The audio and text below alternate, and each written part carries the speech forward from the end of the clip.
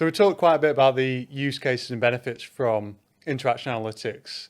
Where do you see it going next? What kind of are there different use cases that it's going to move into, or different technologies that it's going to plug into? Yeah, definitely. I think we're just getting started in terms of the value it can bring. So, like I said, we've moved from kind of, I guess, retrospective analysis of calls and feeding that back through coaching back into the operation. We're now into a world where we can be alerting and guiding agents in real time.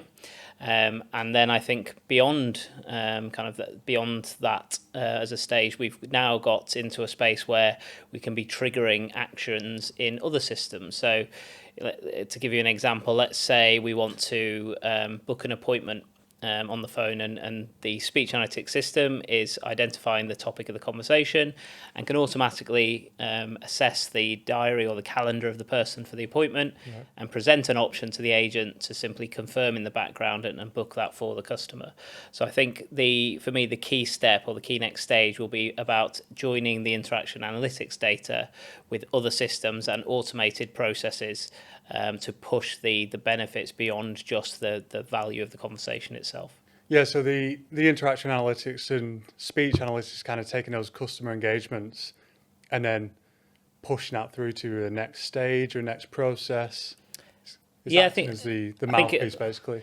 Well, yeah, I think so. The best way I've kind of had it explained to me is that if you imagine all the systems we have now to understand language. So think, with the use of large language models, ultimately it's a great brain and mouthpiece. So you can interact with it, you can talk to it, and you can get responses.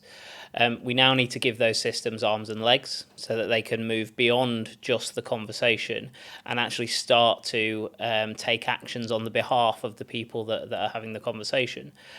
So I think that's for me where it will become really interesting. I think we'll start with the kind of human in the loop and selecting whether they want to follow the recommended process, but ultimately we'll move to a space where this automation is happening in the background just on the back of a conversation we're having. Yeah, so it's take another step again for taking the pressure away from the agent and just enabling them just to have the conversations and interactions with customers. Absolutely, move towards the keyboardless agent, where they are simply focused on the conversation. And how do you see agents reacting to this? Do they like these kind of tools? Yeah, I guess the difficulty previously, so I've always said that the difficulty with speech analytics systems, or the most difficult part, is the cultural shift that's required. So you're presenting new data, you're presenting recommendations that have been born from a system to a human, and asking them to trust what it's recommending. I think that there was historically almost the Big Brother perception of, if we're monitoring all interactions and advising where people are compliant or where they're not, where they're following process, and that was kind of the toughest thing to manage on any deployment. I think the value of the systems is now better understood.